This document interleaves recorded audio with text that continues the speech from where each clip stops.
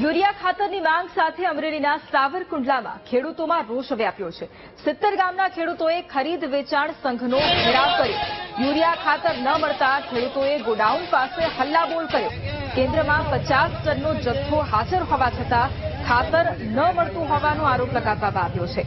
હાલ ખાતરનું વેચાણ બંધ હોવાથી ખેડૂતોને મુશ્કેલી પડી રહી છે। આક્રોશ વ્યક્ત કરતા ખેડૂતોએ ડેપ્યુટી કલેક્ટરને આવેદનપત્ર પણ પાઠવ્યું। નાયબ નિયામક કચેરીએથી 15 દિવસ સુધી વેચાણ માટે મનાઈ કરવામાં આવી છે તેવું સંઘના ચેરમેનનું કહેવું છે। યુરિયાની ખેડૂતોને જરૂર છે અને વેચાણ બંધ છે, એના કારણે આ ખેડૂતોની માગણી છે કે અમને ખાતર આપો।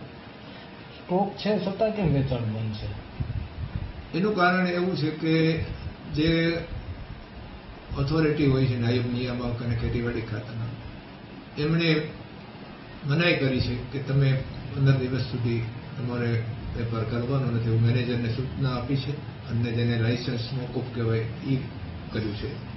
શું આના ઉપર કોઈ અપીલ કરશો? ના,